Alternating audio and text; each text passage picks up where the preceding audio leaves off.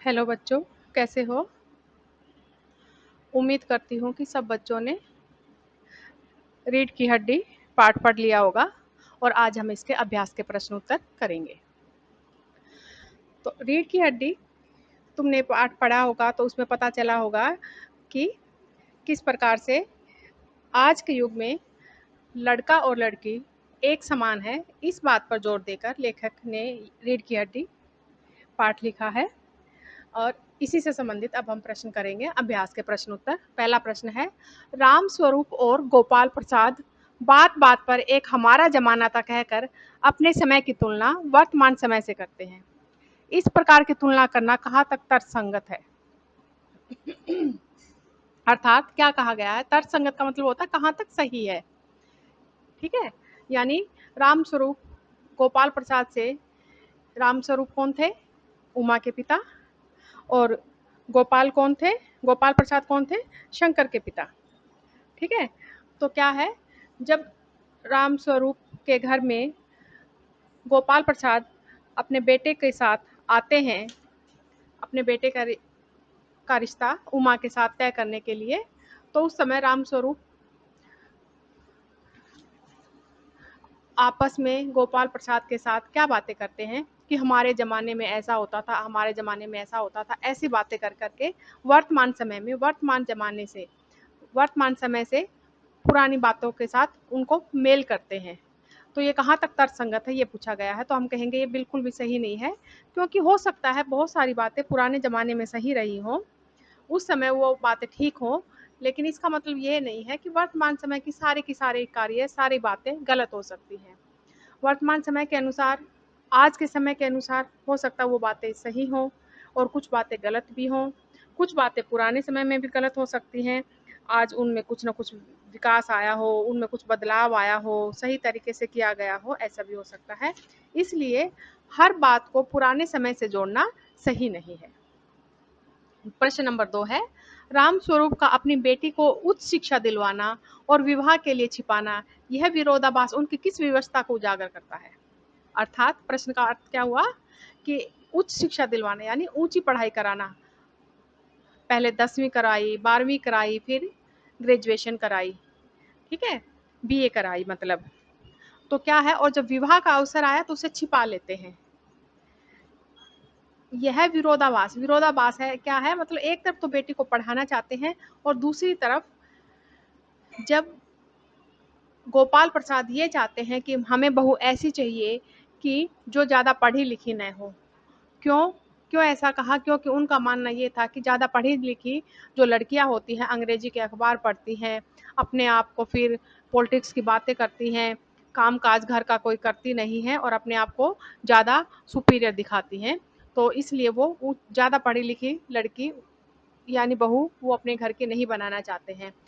तो राम स्वरूप बेटी को पढ़ा लिखाना चाहता था, लेकिन बेटी की शादी के समय उसकी व्यवस्था हो जाती है, उसकी मजबूरी हो जाती है, क्योंकि राम स्वरूप वकील था और उसके बेटे के साथ वो अपनी बेटी का रिश्ता करना नहीं, सॉरी, गोपाल प्रसाद का जो था वो वकील था और उसका बेटा जो था शंकर, उसके साथ अपना उसका रिश्ता कराना चाहता था, अप, अपनी बेटी उमा का रिश्ता कराना चाहता था।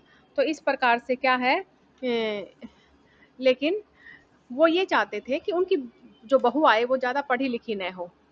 ठीक है, तो इसलिए पढ़ी लिखी होते हुए भी अपनी बेटी को इतनी उच्च शिक्षा दिलवाने के बाद भी राम स्वरूप ये चाहता था कि उसकी बेटी का रिश्ता गोपाल प्रसाद के बेटे शंकर के साथ हो जाए, चाहे उसे उसकी पढ़ाई ही छिपानी क्यों ना पड़े। और उसके सामने वो ये बताता है कि हमारी बेटी 10वीं कक्षा तक ही पढ़ी है। तो ये उसकी मजबूरी है, ये उसकी व्यवस्था दिखाती है यहाँ पर।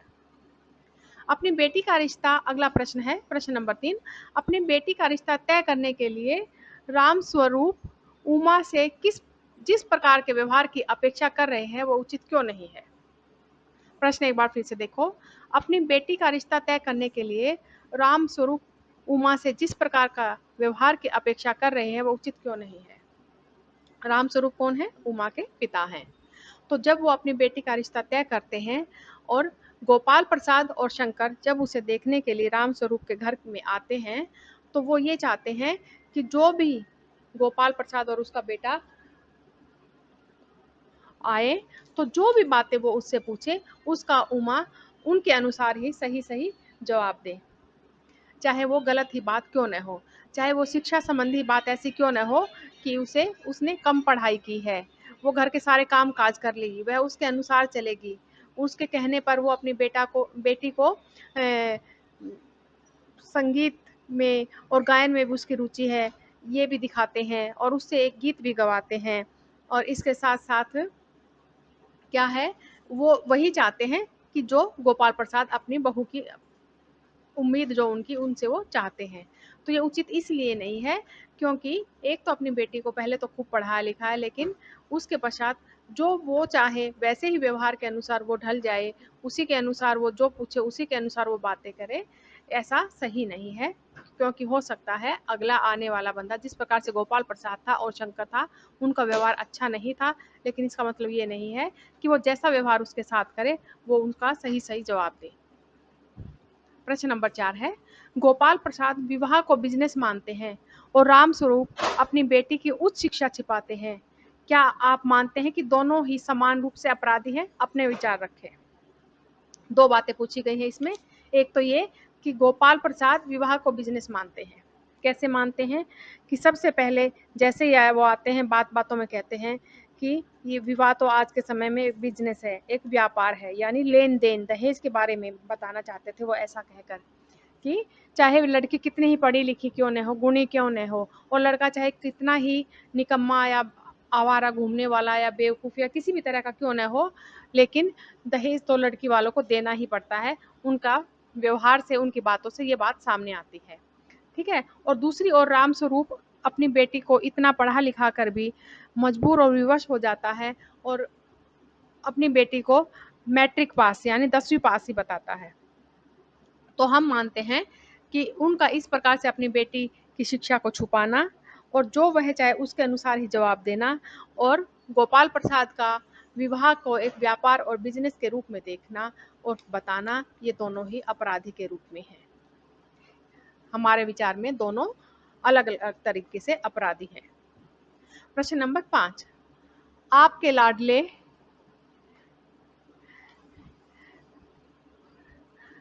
प्रश्न नंबर 5 है, आपके लाडले बेटे की रीढ़ की हड्डी भी है या नहीं?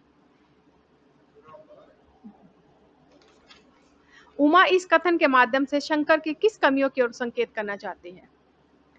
क्या है प्रश्न? आपके लाडले बेटे की रीढ़ की हड्डी है भी या नहीं, यह कहकर उमा इस कथन के माध्यम से शंकर की किन कमियों की ओर संकेत करना चाहती है? तो हम बताएंगे कि जो प्रश्न नंबर 5 है, इस प्रश्न के माध्यम से उमा ये कहना चाहती है कि जैसे ही उमा अपना भजन संगीत गीत सुनाकर अपनी गर्दन ऊपर उठाती है तो वो उस लड़के को देखती है जो कुछ समय पहले लड़कियों के हॉस्टल में के बाहर घूम रहा था और उसे किस प्रकार से डांट फटकार कर वहां से भगाया गया था। और एक दिन तो नौकरानी वहां के काम करने वाली जो महिला थी उसके भी पैर पकड़ते हुए दिखाया गया था। तो इसका और अलग-अलग तरह की आवारागर्दी करता हुआ घूमता रहता था। तो इस बात के माध्यम से यहाँ पर उमा ने यह बताने की कोशिश की है कि तुम मेरे में इतनी कमियाँ निकाल रहे हो, मेरे से इतनी पूछताछ करते हो, क्या करती है, क्या नहीं करती है, क्या करना आता है, क्या नहीं करना आता है। एक बार ये तो पूछो कि आपके तुम्हारे खुद के बेटे के यानी लाडले का मतलब क्या, तुम्हारे बेटे की रीढ़ की हड्डी यानी उसका चरित्र क्या है, उसका व्यवहार कैसा है, ये बातें बताना चाहते हैं। शंकर जैसे लड़के या उमा जैसी लड़की समाज को कैसे व्यक्तित्व की जरूरत है? तर्क सहित उत्तर दीजिए। यानी एक तरफ तो शंकर जैसा लड़का है और दूसरी तरफ कैसी है, उमा जैसी लड़की है, तो आज के समाज को कैसे व्यक्तित्व की जरूरत है? तो हम बताएंगे कि आज के समाज को शंकर जैसे लड़के की तो बिल्कुल भी जरूरत नहीं है, जिसका कोई चरित्र ही नहीं है, जिसका कोई जो शारीरिक रूप से भी कमजोर है, जो अपनी गर्दन को अपनी कमर को झुका कर चलता है और जिसका चरित्र तो बिल्कुल ही खराब है, जो किसी भी तरह से लायक नहीं है। हाँ, हम कह सकते हैं कि उमा जैसी लड़की आज के समाज में बहुत जरूरी है, क्योंकि आज अगर लड़कियों को आगे बढ़ाना है, पढ़ा लिखा कर आगे लेकर आना है, समाज को अब विकास करना है, तो उमा जैसी लड़की का होना बहुत ही जरूरी है। तो उमा जैसा व्यक्तित्व समाज को आगे ले जा सकता है। आगे 7वां प्रश्न है, रीढ़ की हड्डी शीर्षक की सार्थकता स्पष्ट कीजिए। शीर्षक मतलब पाठ का नाम, यानी रीढ़ की हड्डी जो पाठ का नाम या शीर्षक रखा गया है उसकी सार्थकता, वो उसका सही अर्थ है किस प्रकार से है, ये बात बतानी है कि रीढ़ की हड्डी जो ये नाम दिया गया है वो शीर्षक इस पाठ के अनुसार किस प्रकार से सही बैठता है, सटीक बैठता है, इसके बारे में बताना है। तो क्या है कि रीढ़ की हड्डी पाठ का जो शीर्षक है वो इस कहानी के अनुसार, इस नाटक के अनुसार बिल्कुल सही बैठता है, क्योंकि जो शंकर नाम का लड़का जो दिखाया गया है, जो उमा को देखने के लिए, उमा के रिश्ते के लिए जो आया था, उसकी क्या है, रीढ़ की हड्डी ही नहीं है। एक तो झुक कर चलता है, उसकी रीढ़ की हड्डी में वैसे कमजोरी है, और रीढ़ की हड्डी क्या है, शरीर का एक पूरा निर्माण खड़े शरीर को खड़े होने के लिए रीढ़ की हड्डी का होना बहुत ही आवश्यक है। जिस प्रकार से व्यक्ति के व्यक्तित्व के लिए उसके चरित्र का होना बहुत ही आवश्यक होता है। अगर मनुष्य का व्यक्ति चरित्र नहीं है तो वो मनुष्य कहलाने लायक नहीं है। उसी प्रकार से अगर शरीर में रीढ़ की हड्डी सही कार्य नहीं कर रही है, ठीक नहीं है, तो व्यक्ति का शरीर सही प्रकार से कार्य नहीं कर सकता है।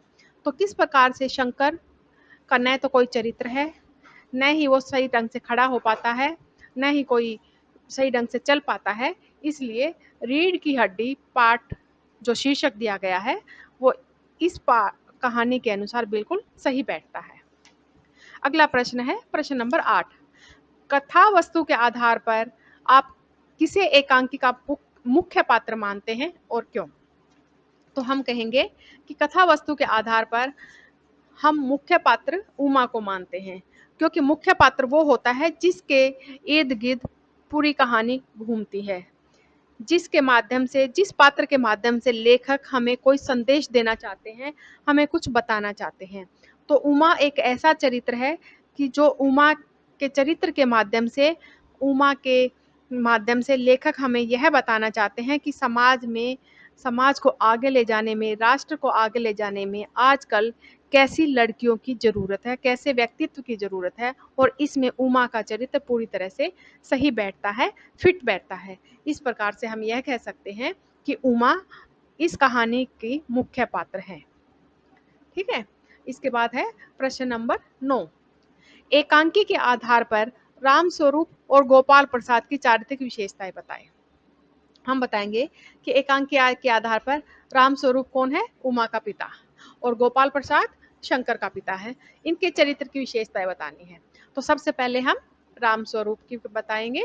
राम स्वरूप क्या है, उमा का पिता है, पढ़ा लिखा इंसान है, अपनी बेटी को उसने बीए पास कराया है, लेकिन जब लड़की के रिश्ते की बात आती है और लड़के वाले ये चाहते हैं कि हमें कम पढ़ी लिखी लड़की चाहिए, तो वो परिवार ये देखकर कि लड़के का पिता वकील है, सही परिवार है, तो ये सोचकर वो अपनी बेटी की शिक्षा के बारे में झूठ बोलने तक को स्वीकार कर लेते हैं और अपनी बेटी को मैट्रिक पास बता देते हैं।